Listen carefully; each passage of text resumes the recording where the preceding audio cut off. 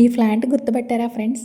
మనకి ఈనాడు గ్రౌండ్స్‌లో AP flower show exhibition అని చెప్పేసి ఫస్ట్ డే మీకు డిసెంబర్ 22న మీకు ఎక్స్‌ప్లోర్ చేశాను కదా! ఆ రోజున ఈ మొక్క అయితే నేను కూడా తీసుకొచ్చానండి. మనకి ఫస్ట్ డే కాబట్టి కొంచెం ఎక్కువ కాస్ట్ అయితే చెప్పారు.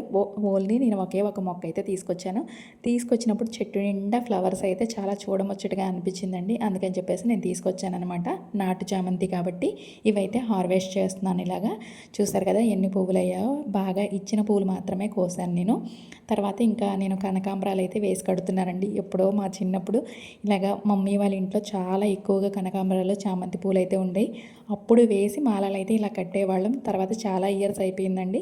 మళ్ళీ ఫైనల్గా ఇప్పుడైతే ఇలాగ కనకాంబరాల్లో వేసి ఈ చామంతి పూలు కడుతున్నానండి. ఇవి మనకి ఏంటంటే వైట్ అండ్ కనకాంబరం కలర్ కాబట్టి చాలా లుక్ బాగుంటుంది.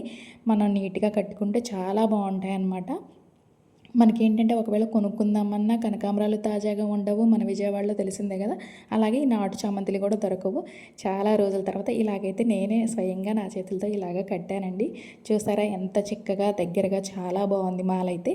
రీల్ నచ్చితే లైక్ చేయండి, షేర్ చేయండి, ఫాలో అవ్వండి. Thank you so much for watching.